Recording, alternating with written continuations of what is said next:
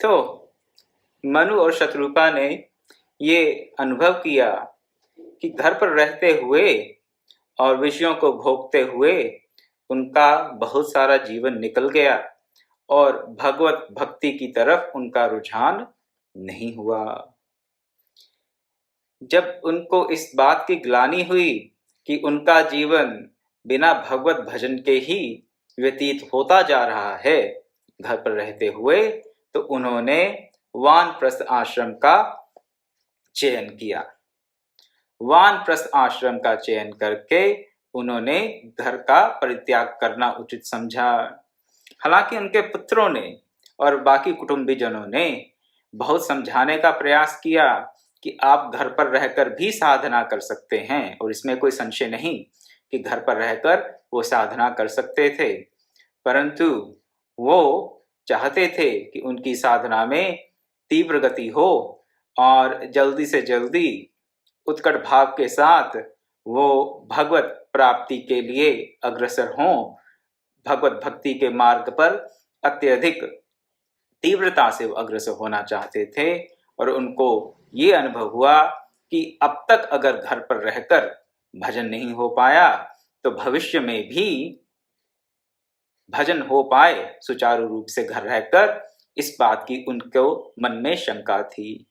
इस बात से वो आश्वस्त नहीं हुए कि घर पर रहकर ही वो भगवत भजन कर सकते हैं। उन्होंने वन को गमन करना श्रेयस्कर और उचित समझा, क्योंकि वन में किसी भी प्रकार की भोग की वस्तुएं उनके आगे किसी प्रकार की बाधा उत्पन्न नहीं करती उनकी साधना में, ऐसा उनके मन में भान था और इसलिए उन्होंने वानप्रस्थ को चुना। ये वानप्रस्थ है क्या? 4 आश्रम बताए गए हैं हमारे यहाँ, ब्रह्मचर्य, गृहस्थ, वानप्रस्थ और सन्यास। तो ऐसा विधान है शास्त्रों में, ऐसा विधान बताया गया है कि 50 वर्ष की आयु के बाद जब आपके पुत्र पुत्रियां विवाह हो जाएं, उनके आगे संतति भी उत्पन्न हो चुकी हो या होने वाली हो, तो आप ग्रह का त्याग करके अपने घर को छोड़कर वन को जा सकते हैं, ऐसा विधान बताया गया है। वन में सब प्रकार के भोग ऐश्वर्यों का परित्याग करते हुए जीवन व्यतीत करना, अपने शरीर को तपाना, शरीर के साथ साथ हमें अपने मन को भी साधना, ताकि वो मन विषयों से विरक्त होकर किस तरफ लगे? भगवत चरणों में, तत्व चिंतन में, भगवत चिंतन में, भगवान के नाम रूप लीला धाम में, आत्म अनुसंधान में, योग में, जप में, उस तरफ अपने मन को लगाने के लिए और विषयों से अपने मन को हटाने के लिए वानप्रस्थ आश्रम का हमारे यहाँ विधान है शास्त्रों में। वानप्रस्थ कैसे किया जाए, ये हमें मनु और शत्रुपा के जीवन चरित्र में देखने को मिलता है, और तुलसीदास जी ने श्री रामचरितमानस में इसकी बहुत ही सुंदर विवेचना की है, हमारे सामने रखा उन्होंने इस पूरे प्रसंग को कि वो किस प्रकार से जाते हैं वन के लिए। वो प्रसंग मैं आपके सामने रखूंगा और इसके माध्यम से, इस प्रसंग के माध्यम से हम ये जानने की चेष्टा करेंगे कि वानप्रस्थ अपनाना हो तो किस प्रकार अपनाना चाहिए, और क्या वानप्रस्थ आज के परिवेश में, वर्तमान काल में उचित है या नहीं। वानप्रस्थ का अर्थ है वन को गमन। अब जब वन ही नहीं है तो वन को गमन कैसे होगा? पहला प्रश्न तो ये आता है। अब इस संदर्भ में मुझे एक बड़ी व्यंग्यात्मक बात याद आ गई, गुरुदेव के मुख से जो सुना था। गंगोत्री क्षेत्र में, गंगोत्री और गंगोत्री के आसपास बहुत से साधु महात्मा आज से कोई 20, 25, 30 वर्ष पहले कुटिया बनाकर कहीं भी रह लेते थे, जंगलों में रह लेते थे, तप पूर्वक और सभी से दूर होकर एकांतवास करते हुए अपने मन को साधने का प्रयास करते थे, अपने मन को भगवत चरणों में अनुरक्त करने का प्रयास करते थे। उस समय क्या हुआ, आज से 25-30 वर्ष पूर्व वो पूरे का पूरा क्षेत्र, गंगोत्री और उसके आसपास का गंगोत्री, गोमुख इत्यादि का क्षेत्र एक नेशनल पार्क बन गया। नेशनल पार्क आप जानते ही होंगे कि पर्यावरण के संरक्षण के लिए भारत सरकार और बाकी देशों में भी सरकारें नेशनल पार्क बना देते हैं, राष्ट्रीय उद्यान जिनको कहा जाता है। तो वहां भी राष्ट्रीय उद्यान बन गया, वो एक कंजर्वेशन एरिया बन गया, पर्यावरण के संरक्षण के लिए उस क्षेत्र को चुन लिया गया। अब जब पर्यावरण के संरक्षण के लिए उस क्षेत्र का चयन हो गया, उस पूरे वन का चयन हो गया, तो भारत सरकार ने वहां रहने वाले सब साधुओं को वहां से जाने के लिए कहा कि आप इस क्षेत्र को छोड़ दें, क्योंकि ये पर्यावरण संरक्षण का क्षेत्र है और अगर साधु महात्मा रहेंगे और उनके चलते वहां पर और श्रद्धालु भी आएंगे तो पर्यावरण को क्षति होगी। अब पर्यावरण को क्षति होगी, इसलिए आपको यहां से सब साधु महात्माओं को जाना पड़ेगा। उस वक्त की बात है, मेनका गांधी जी पर्यावरण मंत्री थी। पर्यावरण मंत्रालय मेनका गांधी जी के पास था और तब ये ऐसा क्रम शुरू हुआ कि जितने भी साधु महात्मा उस गंगोत्री क्षेत्र में रहते थे, वो चाहते थे कि पर्यावरण मंत्रालय उनको अनुमति दे दे, स्पेशल परमिशन दे दे, ताकि उनकी कुटिया, उनका आश्रम वहां पर रह सके, उनको वो ध्वस्त ना कर दें और उनको वहां पर रहने की आज्ञा मिल जाए, अनुमति मिल जाए भारत सरकार से। इसलिए बहुत से संत महात्मा पर्यावरण मंत्रालय के चक्कर काटने लगे। किससे मिलने के लिए? मेनका जी से मिलने के लिए। पूज्य गुरुदेव को व्यंग सूझा। उन्होंने कहा कि सतयुग में क्या होता था कि ऋषि महात्मा तपस्या करते थे और रंभा, उर्वशी और मेनका आकर उनकी तपस्या भंग करती थी। ऐसे कई उदाहरण, ऐसे कई प्रसंग हमें पुराणों में और अन्य अन्य ग्रंथों में देखने को मिल जाते हैं कि नारद जी तपस्या कर रहे हैं या कोई और तपस्या कर रहा है, नर नारायण तपस्या करते हैं, तो ये देवांगनाएं, स्वर्ग की अप्सराएं पृथ्वी पर आकर उन साधु महात्माओं का, उन तपस्वियों का जो सत्व है उसको भंग करने के लिए, उनके ध्यान को भंग करने के लिए, उनकी साधना को भंग करने के लिए आती थी। गुरुदेव ने कहा कि पहले तो स्वर्ग से अप्सराएं आती थी, मेनका आती थी और साधु महात्माओं के पीछे पड़ जाती थी कि वो अपनी तपस्या को किसी प्रकार से त्याग दें। लेकिन कलयुग में क्या हो रहा है कि साधु महात्मा मेनका जी के चक्कर काट रहे हैं।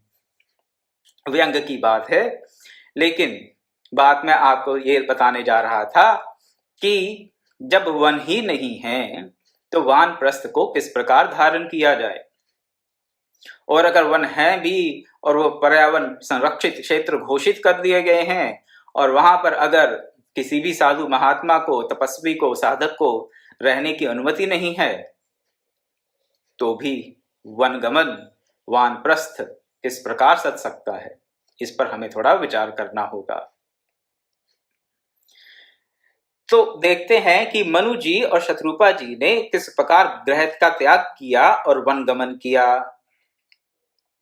तुलसीदास जी लिखते हैं, होई न विषय विराग, भवन बसत भाचोथपन, हृदय बहुत दुख लाग, जन्म गयो हर भक्ति बिन। क्या हुआ? विषयों से वैराग नहीं होता घर रह के, और बुढ़ापा आ गया, मन में बड़ा दुख हुआ कि हरि की भक्ति के बिना ही जन्म व्यर्थ हो रहा है। तो वानप्रस्थ उनके लिए उचित ही है जिनके लिए घर पर रहते रहते विषयों से वैराग्य नहीं हो रहा। और अगर किसी का घर पर रहते रहते विषयों से वैराग्य हो गया है तो क्या उसको वानप्रस्थ लेना चाहिए? जरूरी नहीं है। जरूरी नहीं है। उन व्यक्तियों के लिए वानप्रस्थ जो घर पर रहकर ही विषयों से वैराग्य प्राप्त कर सकते हैं। महाराज विदेहराज जनक जी इसके सर्वोत्तम उदाहरण हैं। घर पर रहते हुए ही उन्होंने विधेय अवस्था को, जीवन मुक्त अवस्था को प्राप्त कर लिया, राज्य का संचालन करते हुए। लेकिन हर किसी का वैसी मनस्थिति नहीं हो सकती, तो क्या करें? तो गृह त्याग उचित है अगर घर पर रहते हुए विषयों से वैराग्य नहीं हो रहा और मन में ग्लानि हो रही है कि भक्ति के बिना ही, प्रभु की भक्ति के बिना ही जीवन निकलता जा रहा है। तो इस ग्लानि के साथ मनु और शत्रुपा ने क्या किया, क्या कहा? बरबस राज सुतहि तब दीना, नारी समेत गवन बन कीना, तीरथ बर नैमिष विख्याता, अति पुनीत साधक सिद्धिदाता। जबरदस्ती राज्य दे दिया अपने पुत्रों को, और पुत्र को राज्य देकर स्वयं स्त्री के साथ वन को गमन किया। कौन से वन में आए? कौन से आरण्य में आए? आरण्य मतलब वन, आरण्य का अर्थ वन ही है और कुछ नहीं। कौन से आरण्य में आए? वो नैमिषारण्य। अब ये नैमिषारण्य क्या है? जी हाँ, आज के वर्तमान के उत्तर प्रदेश का एक क्षेत्र है जिसको कि नैमिषारण्य कहा जाता है। और कई प्रकार की घटनाएं, वृत्तांत बताए जाते हैं कि इस आरण्य का, इस वन का नाम नैमिषारण्य कैसे पड़ा, रथ की नेमी गिर गई, कुछ हुआ, कई प्रकार की कहानियां आती हैं पुराणों में भी और अन्य अन्य ग्रंथों में भी। लेकिन यहाँ पर गूढ़ अर्थ क्या है नैमिषारण्य का? नैमिष आरण्य, निमिष से बना नैमिष और उसके साथ फिर आरण्य, और यानी कि वन शब्द संयुक्त अक्षर होकर ये नैमिषारण्य बन गया। ऐसा वन निमिष कहते हैं जिसको कि हम पल भर कह देते हैं आजकल हिंदी में, या एक सेकंड कह देते हैं। पल भर का जो वन है वही नैमिषारण्य है। नैमिषारण्य में वो व्यक्ति है, कौन व्यक्ति नैमिषारण्य में है? जो ये जानता है कि ये दृश्य जगत प्रतिपल बदल रहा है, जिसकी ऐसी दृष्टि है कि ये दृश्य जगत, जो कुछ भी हम देखते हैं, हाँ, सूंघते हैं, खाते हैं, सुनते हैं, महसूस करते हैं, स्पर्श करते हैं, ये सब क्या है? ये नैमिषारण्य ही है। लेकिन तब तक ये नैमिषारण्य नहीं बनेगा जब तक ये धारणा दृढ़ ना हो जाए कि ये तो प्रतिपल बदल रहा है। और जिसकी ऐसी धारणा हो जाएगी कि ये दृश्य जगत प्रतिपल बदल रहा है, उसका विषयों से, जो भोगों से जो वैराग्य है वो तो निश्चित ही है। एक बार ऐसी धारणा बन जाए, एक बार ऐसी बुद्धि बन जाए कि ये सब विषय जिनके पीछे हम जीवन भर भागते रहते हैं, विषय क्या? भोग के पदार्थ, भांति भांति के भोग के पदार्थ।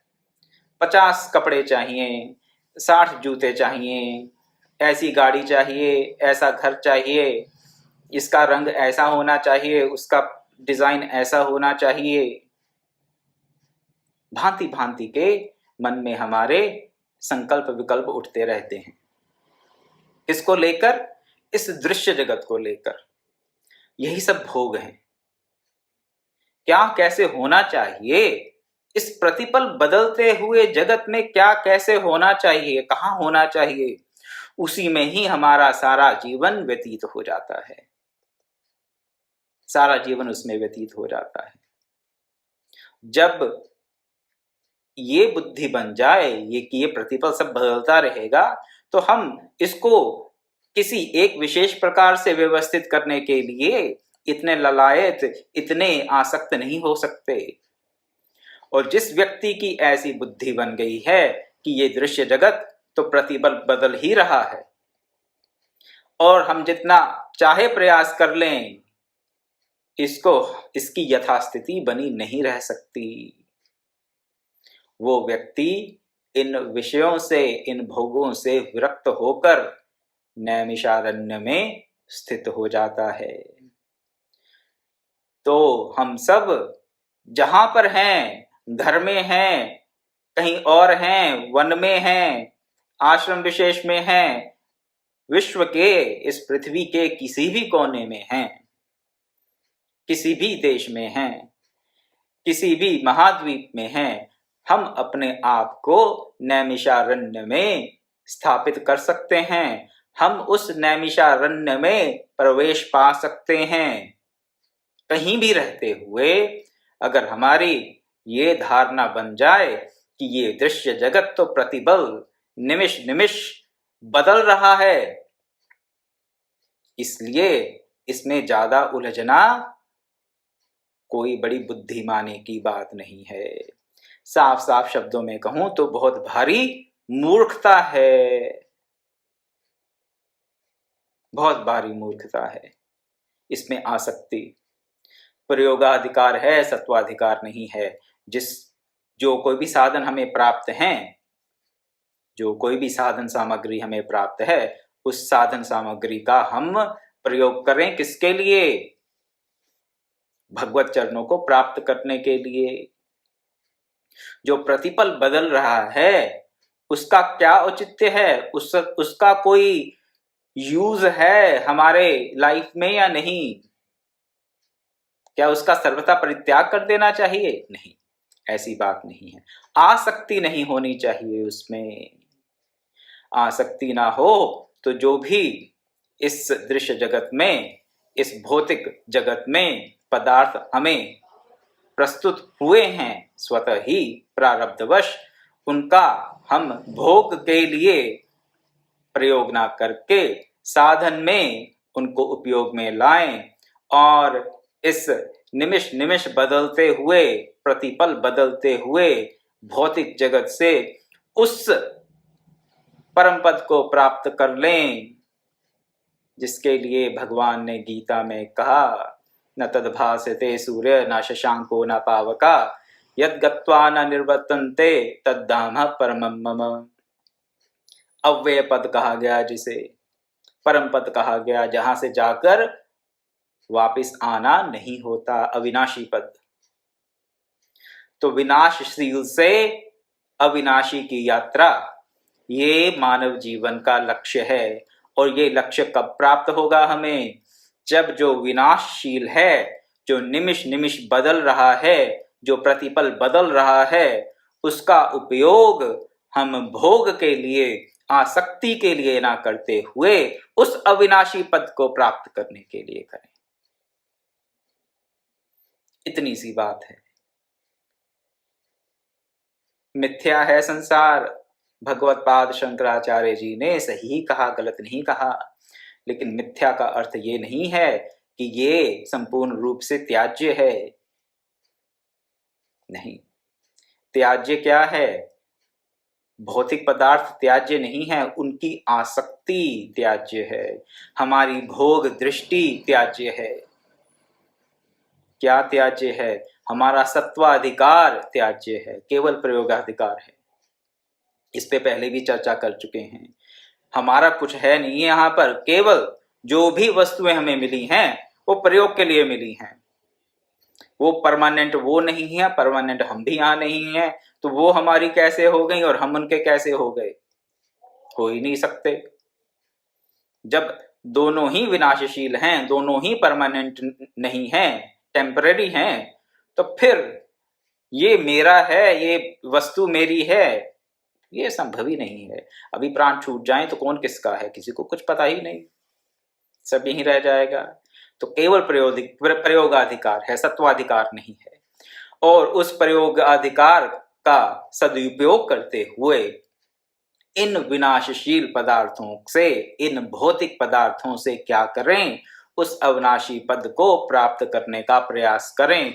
और वो तभी संभव होगा जब हम नैमिषारण्य में स्थान प्राप्त कर लेंगे। और नैमिषारण्य में स्थान प्राप्त करना केवल एक ही अर्थ है उसका। क्या अर्थ है? कि हम इस बात का सतत ध्यान रखें कि ये दृश्य जगत प्रतिपल बदल रहा है। प्रतिपल बदलता है, इसलिए इसमें किसी भी प्रकार की आसक्ति, किसी भी प्रकार की इसकी यथास्थिति संभव नहीं है, ना कभी हुई है ना कभी हो सकती है। इसलिए उसका प्रयास छोड़ दें। इसमें जो हमारी आसक्ति बन गई है, किसके चलते? हाँ, जो जैसा है बस वैसा ही चलता रहे। जनमानस की ये भावना रहती है कि जो जैसा है ऐसे ही चलता रहे सुखपूर्वक। अगर सुखपूर्वक सब चल रहा है तो इसमें किसी प्रकार का परिवर्तन ना आए। परिवर्तन से भय लगता है, लेकिन परिवर्तन तो यहाँ पर प्रतिपल हो ही रहा है। हम उसे देखें या ना देखें, देख पाएं या ना देख पाएं, वो अलग बात है। परिवर्तन तो प्रतिपल हो ही रहा है। अपने शरीर को देख लीजिए, आज से 5-10 वर्ष पहले जैसा शरीर होगा आज वैसा नहीं है। और अगर आज वैसा नहीं है जैसा 10 वर्ष पहले था, तो 8 से 10 वर्ष के पश्चात अगर शरीर में हम रहे तो भी वैसा होगा नहीं जैसा आज है। नैमिषारण्य है। इस बात की जो रियलाइजेशन है, इस बात की जो ये जो धारणा है, इस बात को अगर धारण कर लें कि भौतिक पदार्थ, ये दृश्य जगत प्रतिपल बदल रहे हैं, यहाँ अपना कुछ नहीं, परंतु ये हमें ईश्वर ने एक बहुत बड़ा उपहार दिया। ये सब सामग्री किसके लिए? उस अविनाशी पद को प्राप्त करने के लिए। इसलिए इसकी साथ संभाल करें, इसका सदुपयोग करें अपने कल्याण के लिए और औरों की सेवा के लिए। ऐसी भावना रहेगी तो हम नैमिषारण्य में स्थान प्राप्त कर लेंगे। तीर्थ बर नैमिष विख्याता, अति पुनीत साधक सिद्धिदाता। अत्यंत पवित्र है वो नैमिषारण्य और साधकों को सिद्धि देने वालों तीर्थों में वो श्रेष्ठ है। साधक को सिद्धि तो मिलेगी ही। भोगों से विरक्ति हो गई, इस बात की धारणा हो गई कि यहाँ इस दृश्य जगत में, इस भौतिक जगत में कुछ भी परमानेंट नहीं है, प्रतिपल बदल रहा है सब कुछ। तो उस साधक की आसक्ति क्षीण होगी और साधन में गति अत्यंत तीव्र हो जाएगी। बस ही तहा मुनि सिद्ध समाजा, तैहि हर्षि चले मनुराजा। तो यहाँ पर वो नैमिषारण्य जो आज के वर्तमान के उत्तर प्रदेश का एक क्षेत्र है, उस तरफ मनु और शत्रुपा जी चल पड़े। क्यों चल पड़े? वहां पर साधु समाज बसता है। साधु समाज वहां बसता है, इसलिए वहां चल पड़े। तो पहले तो वानप्रस्थ के नियम देखें, आदि भौतिक दृष्टि से वानप्रस्थ के नियम देखें। जब हमें ये लगे कि घर पर रहकर विष्णु से वैराग्य नहीं हो रहा, भगवत भजन नहीं हो रहा, तो ग्रह का त्याग कर दें। 50 वर्ष की अवस्था के बाद जब संतानें जो हैं आपकी विवाहित हो जाएं या अपने पैरों पे खड़ी हो जाएं, तो आप घर का त्याग कर सकते हैं। कर सकते हैं। क्यों कर सकते हैं और क्यों करना चाहिए? जब ऐसी भावना आए, ऐसा हमें अनुभव हो कि घर पर रहकर विष्णु से त्याग नहीं हो रहा, और फिर कहाँ जाएं? जाएं वहां जहां पर साधुओं का संग मिले, जहां सत्संग मिले। उस नैमिषारण्य की धारणा करते हुए सत्संग प्राप्त करने के लिए, हम साधुओं का संग प्राप्त करने के लिए उन स्थानों का चयन करें जहां पर नित्य प्रति सत्संग होता हो। बसहि तहा मुनि सिद्ध समाजा, तहि हर्षि चले मनुराजा। मन में हर्ष हो, दुखी होकर घर छोड़ना वानप्रस्थ नहीं है। अगर दुखी होकर घर छोड़ रहे हैं तो वो सही दृष्टि में वानप्रस्थ नहीं है। क्या लिखा यहाँ पे तुलसीदास जी ने? तहि हर्षि चले मनुराजा। हृदय में हर्ष हो। अगर ग्रह त्याग का दुख बना हुआ है या घर से दुखी होकर निकाल दिए गए या निकलना पड़ गया, तो विषाद युक्त हृदय से साधना में प्रवृत्ति धीरे धीरे हो सकती है, लेकिन साधना प्रारंभ करने के लिए वो बहुत उपयुक्त मनस्थिति नहीं है। भगवत प्राप्ति करनी हो तो हृदय में क्या चाहिए? उत्साह चाहिए। उत्साह होगा, श्रद्धा होगी, तत्परता होगी, तो फिर साधना में गति सुचारू रूप से, सुंदर रूप से होगी। विषाद युक्त हृदय से तो ये संसार नहीं मिलता। विषाद युक्त हृदय से संसार नहीं मिलता, तो भगवान मिल जाएंगे क्या? हाँ, ये बात अलग है, भगवत कृपा हो जाए तो वो विषाद भी विषाद योग बन जाता है, जैसे अर्जुन का बन गया। लेकिन उसके लिए भी अर्जुन की बहुत सी भूमिका रही। उन्होंने अपने जीवनचर्या में बहुत कुछ ऐसा किया जिससे कि वो इस स्थिति को प्राप्त हुए कि उनका विषाद विषाद योग बन गया, और उस विषाद योग के चलते उन्होंने भगवान कृष्ण का शिष्यत्व स्वीकार कर लिया।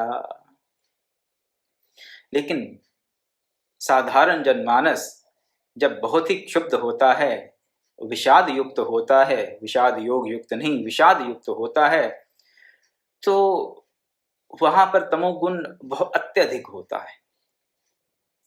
तमोगुण की अधिकता के साथ फिर क्या होता है, वो सत असत का निर्णय नहीं कर पाता।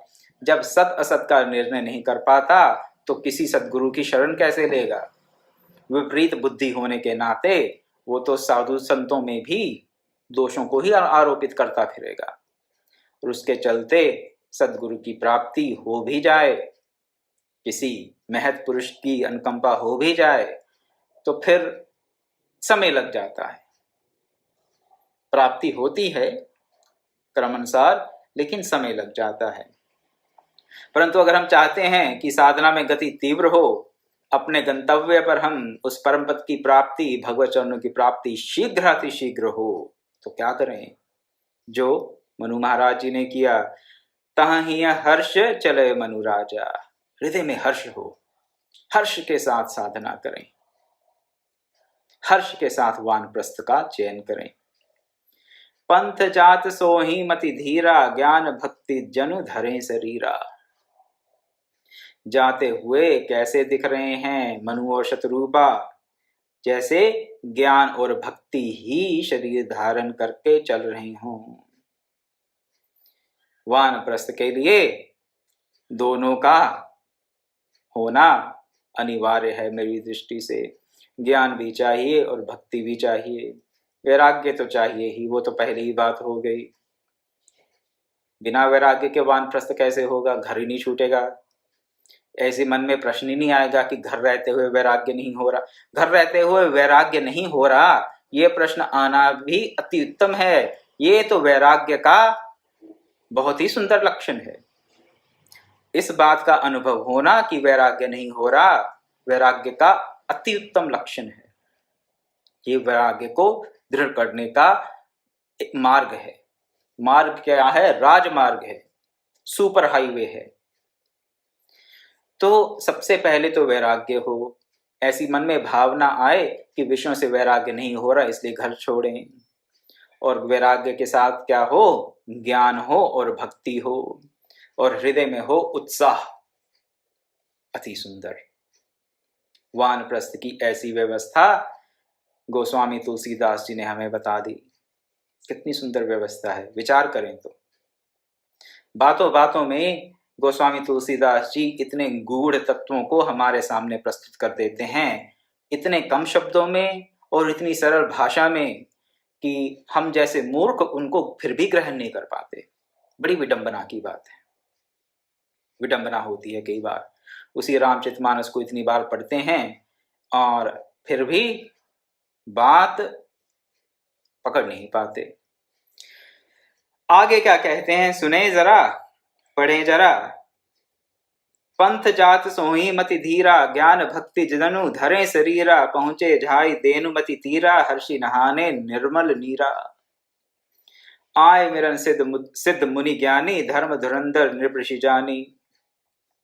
जाते हैं गोमती के तीर पर, स्नान करते हैं, और स्नान करके अपने मन को पवित्र कर लेते हैं। शरीर तो पवित्र होता है यह स्नान से, लेकिन इन माँ रूपी जलधाराओं में गंगा आदि पवित्र नदियों में स्नान करने से मन की भी पवित्रता होती है। भावना हो तो, भावना होनी चाहिए, भावना से ही मन की पवित्रता होती है। अगर भावना नहीं है तो फिर फिर क्या लाभ होगा? फिर तो शरीर तो शुद्ध हो जाएगा, मन शुद्ध नहीं होगा। मन की शुद्धि के लिए भाव की शुद्धि अत्यावश्यक है।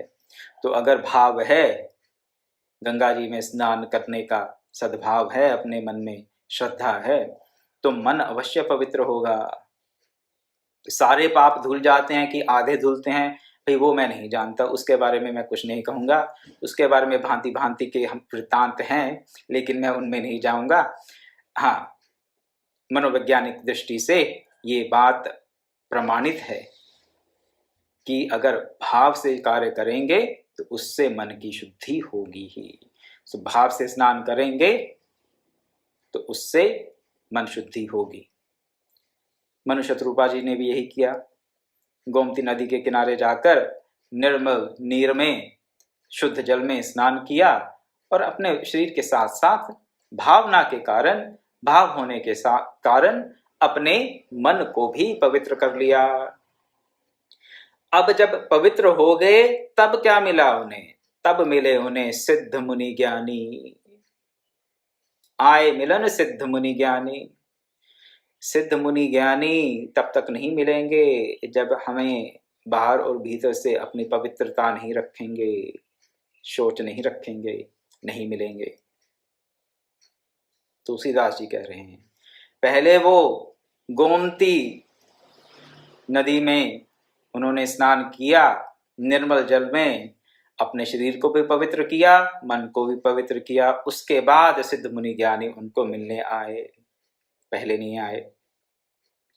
धर्म धुरंधर निर्ऋषि जानी, तो उनको मालूम था कि ये राजऋषि हैं।